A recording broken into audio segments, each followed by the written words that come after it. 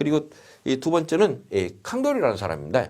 이 캉돌이 연구해 놓은 걸 봤더니 고고학, 사학 등 사실, 사적 등을 참고로 재배식물 기원이라는 책을 저술을 합니다.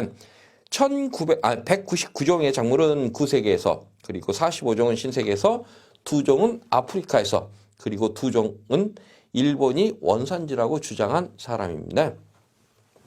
다음은 이 재배 발달, 식물 영양부터 시작해서 작물 개량이라든가 작물 보호 이런 그 개념들이 나오는데, 사실은 이것은 그 농업 사적인 얘기인데 이쪽에서는 거의 출제가 안 됩니다.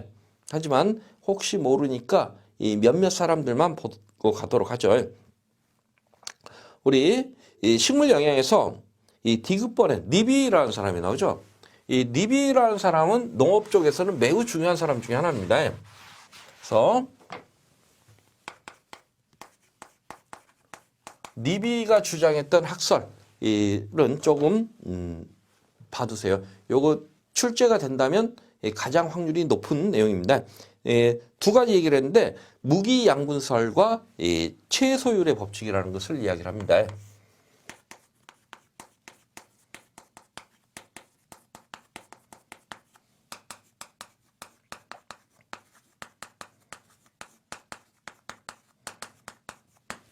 내용 한번 보죠. 무기양분설.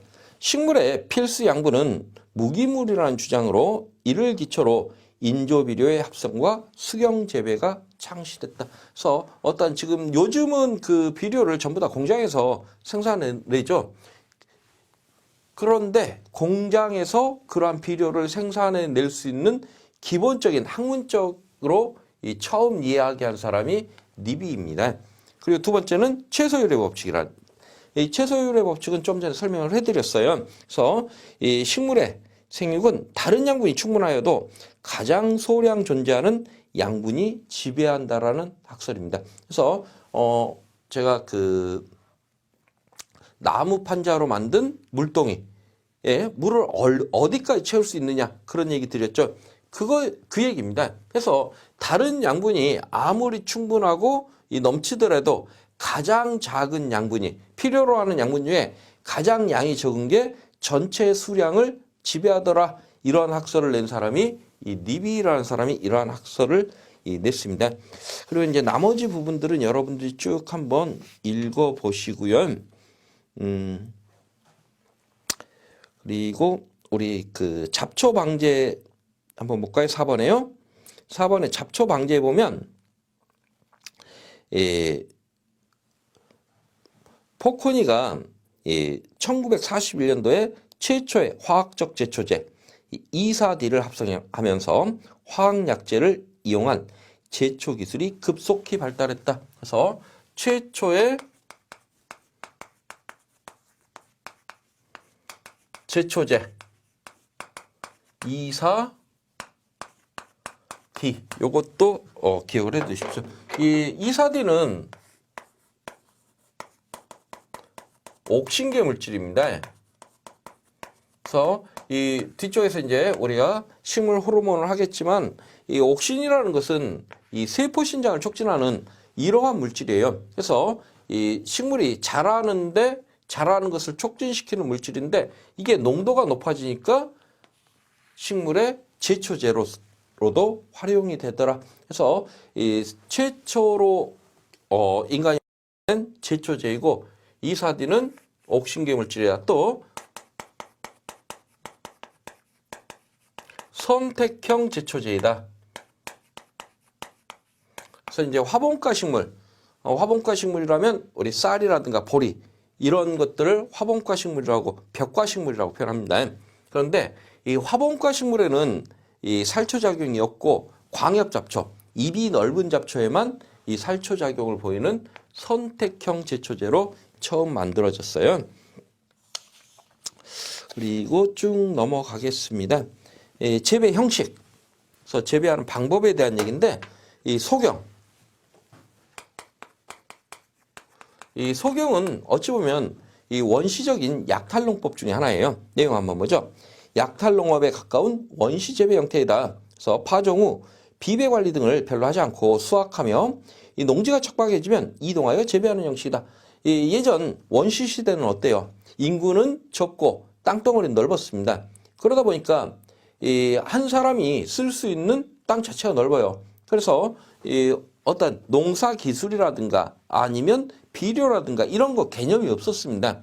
그래서 종자를 뿌려놓고 여기서 나오면 수확하고 안 나오면요, 여기는 안 나오는가 보다 하고 딴 데로 옮겨갑니다. 그래 딴 데로 옮겨서 거기서 다시 종자를 뿌려서 나오면 먹고 또 생산량이 줄어들면 또 옮겨서 이렇게 농사 짓는 방법, 이것을 소경이라고 표현하고요. 다음은 식경. 식경. 경은 다 농사 짓는다라는 의미고요. 이것은 식민지를 의미합니다. 내용 한번 보죠. 식민지 또는 이 미개지에서 기업적 농업 형태이다.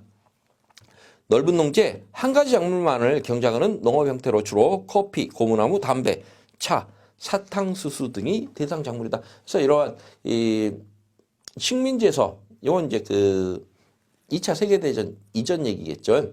식민지에서 이렇게 대단위로 넓은 면적에 원래 지배하는 국가에서 필요로 하는 작물만 대단위로 농사 짓겠다. 이런 개념이에요. 곡경.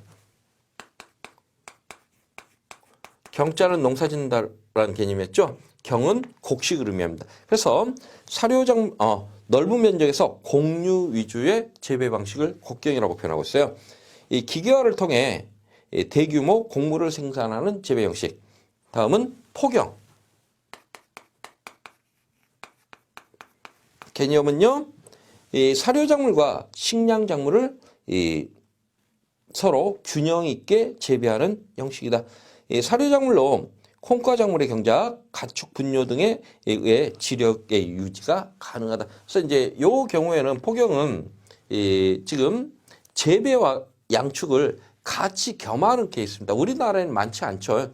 우리나라 같은 경우에는 이 포경을 하느니 거기에다가 이 사료작물 심는 대신에 인간이 목적으로 하는 돈 되는 작물 심고 그 남는 돈 가지고 수입하는 케이스입니다. 하지만 이 포경이 발달하면 지력 유지에 유리해져요. 왜냐하면 지금 사료로 이용하는 것 중에 콩과작물, 이 콩과작물 같은 경우에는 이 뿌리옥 박테리아, 근류균이라고 표현합니다. 요것들이 공기 중에 있는 질소를 땅에다가 고정을 해요. 식물체에 이용할 수 있는 형태로. 지금 예를 들어 보면 이 질소의 그 양을 보면 우리 숨 쉬는 공기 중에 질소가 약 78%, 79% 정도 대단히 많이 차지하고 있습니다. 그런데 우리가 농사 지을 때 토양에 식물에게 질소질 비료를 주고 있어요. 공기 중에 이렇게 많은데. 왜요? 공기 중에 있는 이 질소는 식물이 직접 이용할 수 있는 이 질소의 형태가 아니에요. 그래서 유리질소의 형태이기 때문에 식물이 직접적으로 이용을 하지 못합니다. 그런데 이런 뿌리옥 박테리아 같은 근류균들은 이 콩과장 뿌리에서 이렇게 기생하는 기생이라 그러면 어느 한쪽에 일방적인 이익과 한쪽에 일방적인 이 피해가 이루어지면 기생이라고 이야기를 하고, 공생이라면 양쪽이 전부 다 이득을 보는 경우입니다. 그래서 공생관계로, 다시 말해서 이 콩과 작물 뿌리로부터 이 양분을 받는 대신에 이 공기 중에 있는 질소를 식물체가 쓸 수 있는 형태로 바꿔서 땅속에 공급을 해주는 그러한 역할들을 합니다. 그래서 지력을 올릴 수 있겠죠. 또 그거 외에도 어떠한 가축의 분뇨가 부엄의 형태로, 이렇게 부식의 형태로 토양에 공급이 되면 토양의 지력이 향상되는 이러한 효과가 있지만, 우리나라 같은 경우는 그걸 전부 다 인공 비료로 대체하는 경우들이 많습니다. 다음은 원경.